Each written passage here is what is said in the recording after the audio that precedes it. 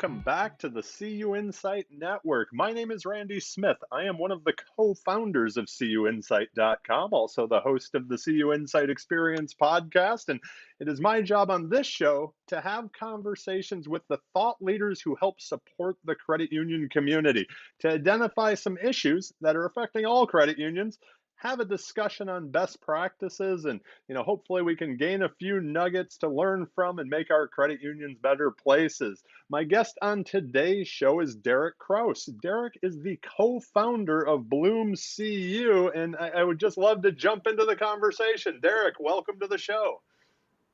Thanks. I'm excited to be here. I'm so excited to talk to you. It has been too long, my friend. I'd like to get a little background first to let other people get to know you.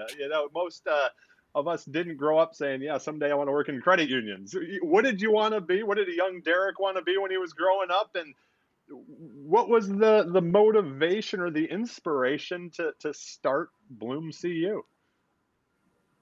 Yeah, well, when I was 9 years old, I started playing football, and I got this idea in my brain that I wanted to be an NFL quarterback. Turns out I don't quite have the physique of a professional football player or even a college football player. So those dreams ended in high school. It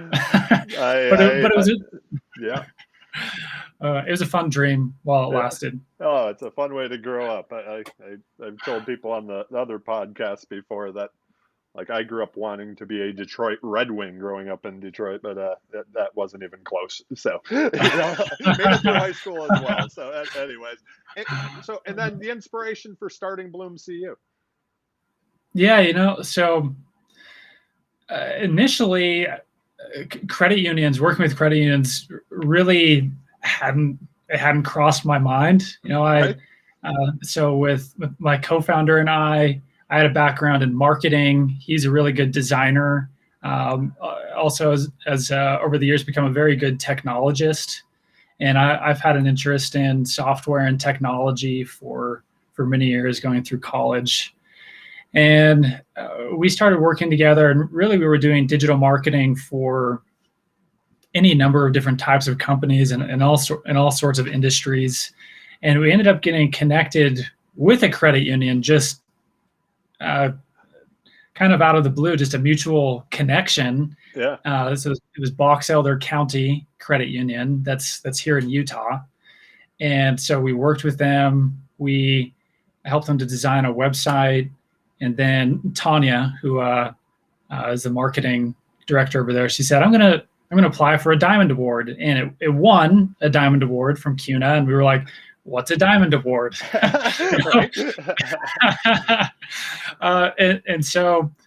And then we looked around at other credit unions and their websites, and we said, we think there's an opportunity here to help more credit unions, because we were coming from outside of the industry, and we saw, what modern technology looked like outside of the world of credit unions and what modern design looked like. And those are things that we felt like we could bring to the credit union space. So, and it's pretty gradual from there. We ended up working with, we did this crazy Mexican jumping bean mailing campaign. And that's how we got connected with our next credit union client, which was Meridia Community Credit Union up in Hamburg, New York. And so we ended up working with them, and then we worked with,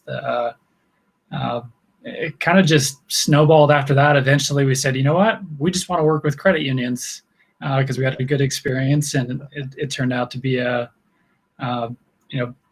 something that we wanted to pursue. So now we work with credit unions in 25 different states, kind of all over, and pretty fun.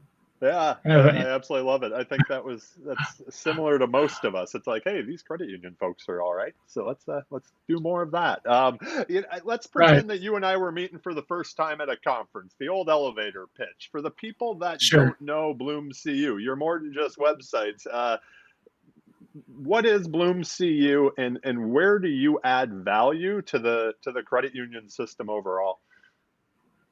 Sure, yeah. So Really, so we do focus on building websites for credit unions, but for us, it's about results-driven design. So, it's one thing to make your website pretty and have cool technology, which we do and we think is important, but those are means to the end. And the end is the website actually helping the credit union to increase its loans and get more accounts? So, for example, we have a client called Denver Community Credit Union, and we're in the middle of some optimization work with them. And in the first phase of that, they ended up getting about twice as many leads for checking accounts. And in the second phase that we're in, there looks like they'll probably double again. So by the end of it, it looks like they may be generating 4 times as many leads for checking accounts as they were when we started. And that's an example of the type of result that we try to create with our clients. Oh, that's pretty cool. I've always enjoyed the conversations you and I have had. As we were kind of preparing for the show, we talked about a couple of situations, and one, I mean, you just were, bringing up it. So I'd like to start there. What does it look like to transform? And there's a word that kept popping in my head where it was like, is it total transformation at this point, or with some of your credit union clients, I'm assuming it's kind of that enhancing the website access and the member experience? And you mentioned new checking accounts, but also new loans. What does that look like? Yeah, I can tell you what it looks like for us. So initially, when we start working with a credit union, you need to have really the end goal is to use the website as a tool to get more loans, accounts, deposits, members, those key metrics of how a credit union actually grows. And so what's most important is you need a platform for continuous improvement. So when we work with a credit union, that always starts with redesigning their website initially, because you need to be in a good starting point. You need to have a tool that you can use and then optimize going forward. But something that I think is interesting when you think about the initial redesign process. So the way that most credit unions historically have gone about their websites is, they have a website, 4 or 5 years goes by, and the website becomes out of date. There's some little enhancements and improvements that are made to the website over those 4 or 5 years, but for the most part, it goes out of date, and then they realize they need a new website. So they do a big redesign project, and then it just repeats every 4 or 5 years. Yeah. But the problem. Go ahead. Oh, I was just going to say, I'm laughing at that because that's what we did with the first two versions of CUInsight too. Was 2 years later, we're tearing the entire thing down before, and it's like, if you build something you can build on, that's nice, right? So yeah, sorry to jump in. Go ahead. No, you're good. That's exactly right. Because instead of that concept where it's like build a website, like flat line, build a website, flat line, instead thinking about the website you would with any other part of your marketing where it's something you want to continuously improve, and you also want to see results from. So rather than thinking of the website as just a cost, what is it actually doing for us? I think that also has some implications for the initial redesign of the website, where we do a lot of research, and we have a lot of data from conversion optimization studies we've done, usability testing, things that can go into the initial redesign of the website to make some really good assumptions about how we should redesign that website. But at the end of the day, everything that you do on a website before it's launched is an assumption. Because it's not until it actually gets released into the wild, and has real interactions that you can start to measure how it's performing. So that's not to say we shouldn't give a lot of, be very thoughtful and use research to create a good website initially to launch to the world. Right. But rather than agonizing over trying to get the website perfect, and launching it because, it's not going to get a lot of attention for 4 or 5 years after that. Be thoughtful, but get the website launched and then actually measure the results and then optimize from there. So absolutely, I love look that. at yeah. To add on to that, how does a solid website strategy just really relate to the evolution that we've seen in credit unions overall? Before you and I got on, before we hit record, I should say, we were talking about like this digital experience that's happened over the past year is not, that genie's not going back in the bottle. People aren't going to be like, no more digital, you know what I mean? So like, how Right. does having a solid strategy, you've talked about building, having a base and building off it, but what does that look like for this, evolution of credit unions? Yeah, that's a good question and something I've been thinking a bit about. So not too long ago, I read The Innovator's Dilemma by Clayton Christensen. Yeah, absolutely. I might have it Probably behind me someplace. on your bookshelf there. It's something I've been familiar with the concepts for years, and I read little pieces of it, but then I decided I wanted to go through and read the whole thing, and that got me thinking a lot about credit unions and just how they're positioned in the marketplace. And there's some interesting and also concerning trends for credit unions. Like, for instance, the number of in-branch visits that people are making are declining year after year. A lot of credit unions credit unions as a whole, membership is growing, assets are growing, but there are a lot of credit unions that are struggling to grow their membership, especially with younger generations. And I think a lot of that is because historically credit unions have been able to rely on the fact that they have physical branches, they have a physical presence in their communities. And in the past, that's who people banked with. They banked with people that were physically in their community.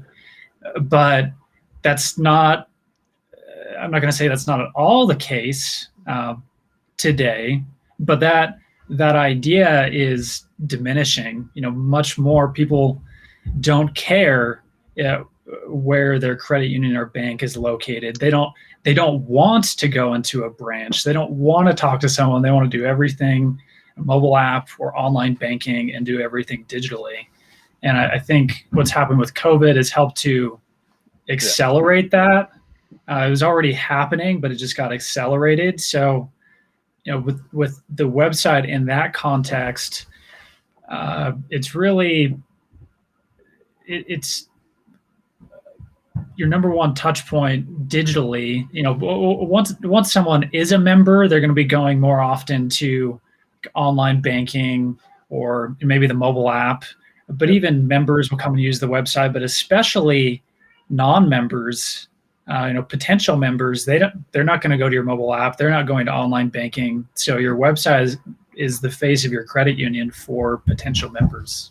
That's a question that I was really looking forward to asking you. I think ties into that perfectly is, that kind of other consideration when we're talking websites is, whether it's design, technology, copywriting, how do you optimize that to really, to convert non-members to becoming members when they come to that website, right? Yeah, and all of those things that you mentioned play a role: the design, the copywriting, the technology.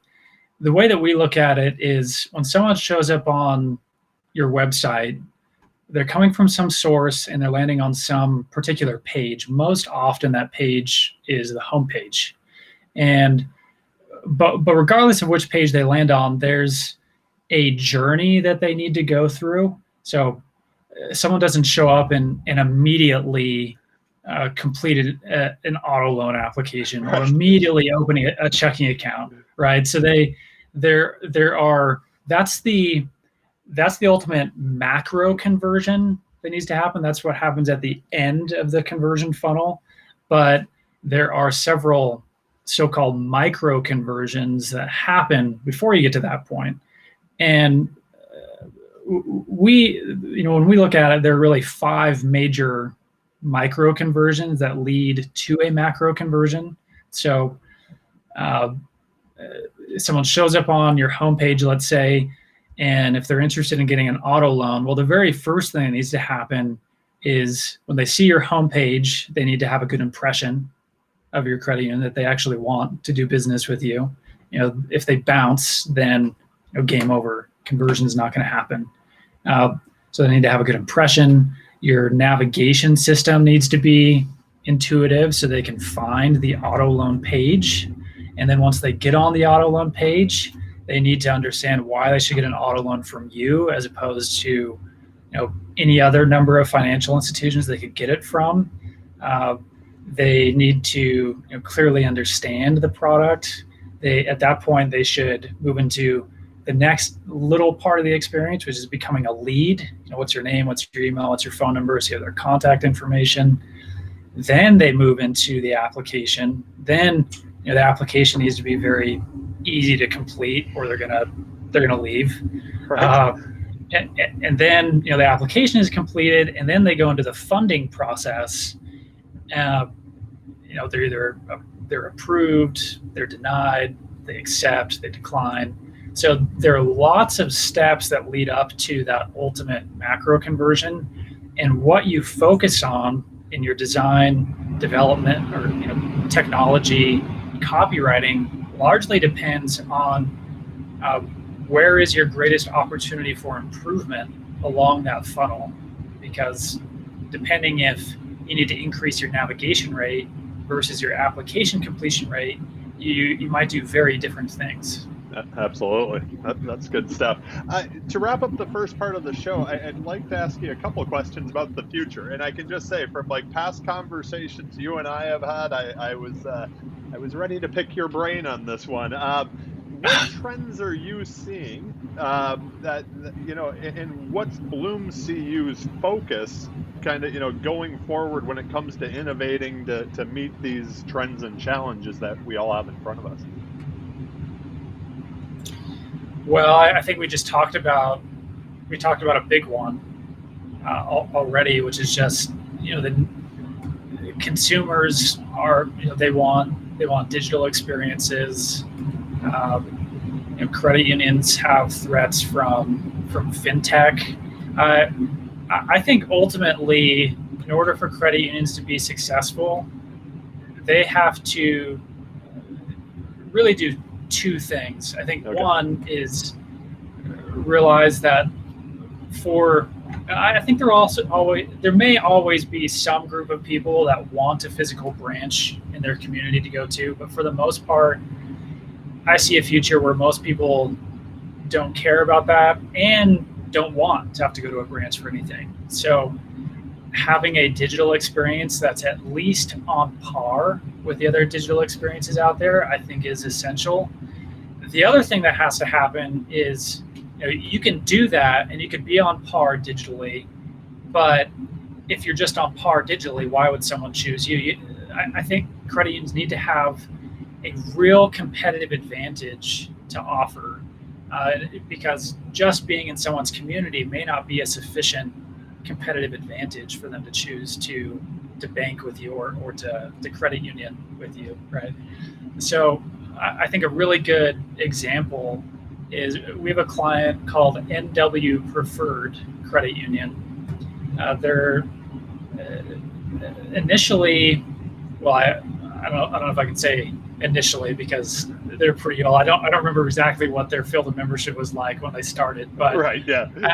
at some point, like in the 90s, a lot of credit unions converted into community charters.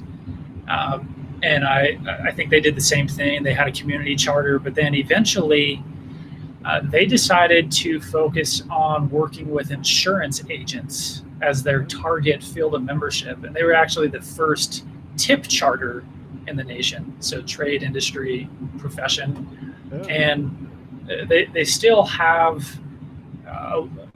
they still have part of their charter is community based, but they're really decided to focus on working with insurance agents and tailoring.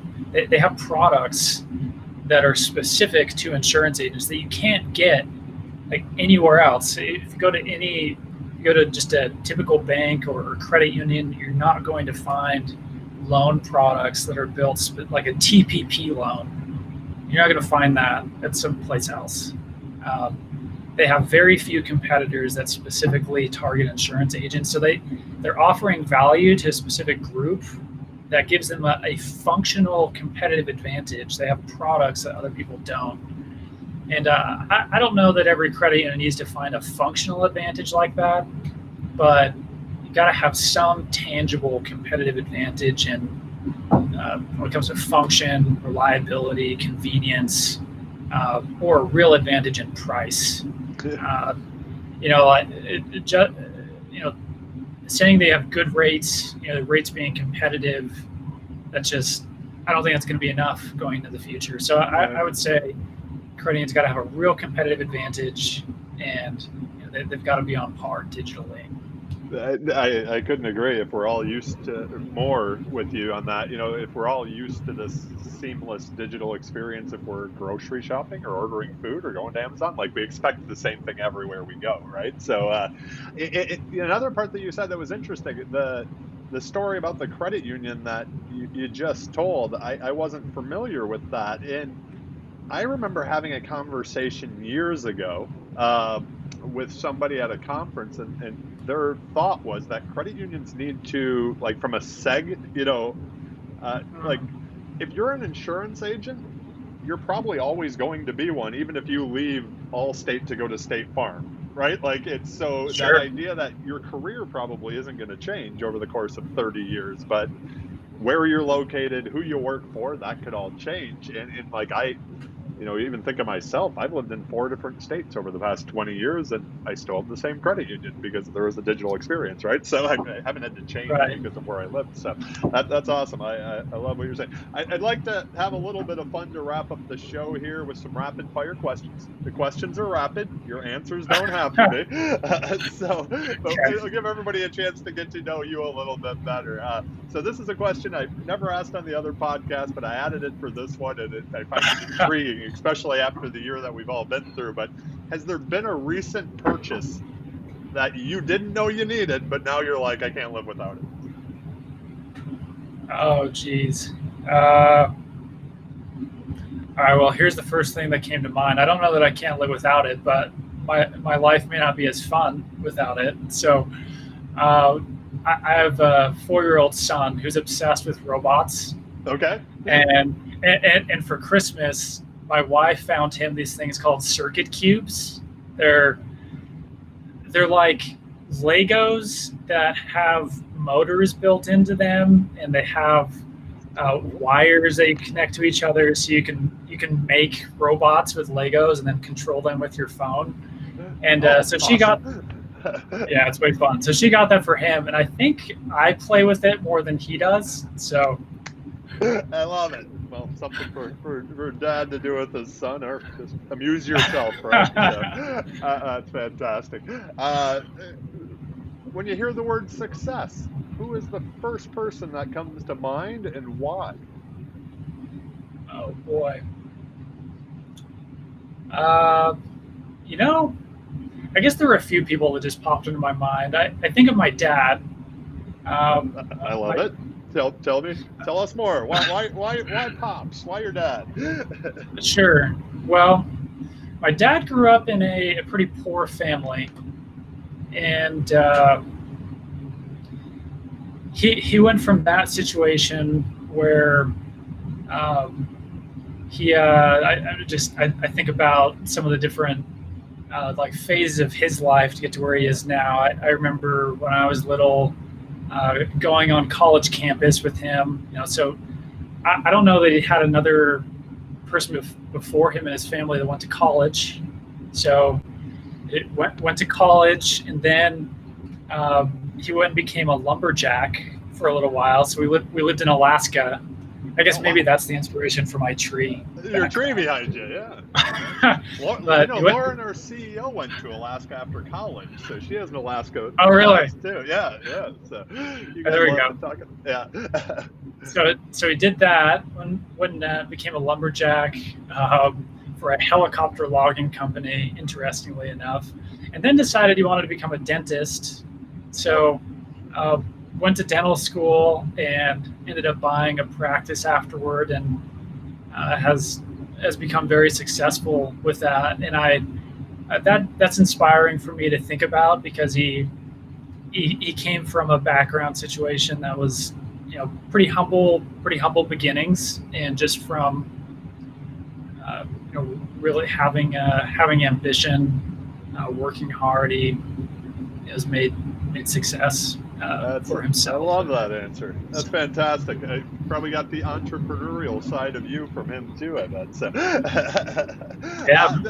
The random question: what's the greatest album of all time? And I've had to add, of course, what's the Spotify playlist? Oh boy. Well, I have a pretty wide range of music that I like, but I suppose I'm mostly trapped in a bygone eras that I mostly didn't even live in. So I was born in '89, but I'd say most of the music I listen to is like 60s, 70s, 80s pop and rock. Okay. So I don't know. I like lots of stuff. I will say, though, that if I had to choose a favorite genre, I grew up listening to 90s country music, because that's what my mom listened to. Yeah. And so, like, now some of it gets a bit twangy, which, I don't know that I'm a huge fan of that, but George Strait, Garth Brooks, Tim McGraw, I think the best storytelling that's ever happened in music is probably in like that 80s, 90s country area. The country scene. I grew up on that myself from the parents. So, any books that either you've gifted people over your life, or that book that you just think everybody should read? Oh, that's a tough one. Maybe I need to look at my my Audible. What's on library Audible right now? Yeah. Well, you said the Inventor's Dilemma. That is a good one. That's for sure. If people haven't read that, a little dated. But. Yeah. Innovator's Dilemma is a great one. Yep. No, you're good. I'm just looking at some that I've listened to recently. There's a book called Seasteading, which I think is really interesting. I don't necessarily endorse all of the ideas that are in there, but I think the overall concept of seasteading is really interesting. You're adding to the list. So I love Harry Potter. Awesome. I think as far as business books, The Pumpkin Plan and Clockwork, I think by Michael Michalowicz, I think are fantastic. Anyway, I guess you bringing more than one. You bringing up Harry Potter on the show is going to make Robbie and John both so happy. So they're huge Harry Potter fans too. So if the calendar's empty, you mentioned 4-year-old son, it probably takes up quite a bit of the time. But what does Derik do to recharge? What does that work-life balance look like for you? Yeah, well, there's the 4-year-old son, a 2-year-old girl, and a 5-month-old girl. So. Yeah. Well, something that my wife and I really enjoy: good food. So actually, yesterday was my birthday, and happy birthday so we had. Yeah, thanks. So we had like 3 delicious meals. It's pretty much what we did for my birthday, was eat food. Awesome. So like go to a restaurant. Maybe build some robots with my son. I like outdoor stuff. He got pretty good at skiing this winter. So there's good skiing around here in Utah. So anyway, getting them started young. That's awesome. Well, we will link to everything we talked about today in the show notes. My last question for you is: do you have any final thoughts you'd like to share, or an ask of our viewers and listeners? I think when it comes to thinking about credit union websites, rather than thinking about it as a website as solely a cost, thinking about it as an investment. Because something that's just a cost, you put money in and you're not expecting to get anything out. But instead, if you think about your website as an investment, you put money into it, but then you actually look at the performance of it. You look at your conversion funnels. You can actually, with analytics, be able to see how many loans, accounts, and members are we getting through this website, and what is the financial value of those loans and accounts. And when you get to that, you can actually start to calculate the return on investment that you're getting from your website, which we found for any credit union with over 100 million in assets over the life of that website, it really should be producing millions of dollars for the credit union in terms of the loans and deposits that they're getting through it. So I think if we had BloomCU had a mission for what we're doing with credit unions, it's turning a credit union website into, stop thinking about it as a cost, think about it as an investment. I'm for years I've listened to the Tim Ferriss show and all that the podcast, and all I can keep thinking in my head is he used to ask the question, if you had a billboard, what could it be? If I asked you the question, if you had a billboard you could put right in front of GAC, what would it be, right? Like that. I love your answer there. So that was fantastic. Thank you again, Derik, for being on the show today. Boy, I look forward to once we're all running around again and to see you in person. So, I appreciate this greatly. Stay well, my friend. Thanks. Good to talk to you, Randy.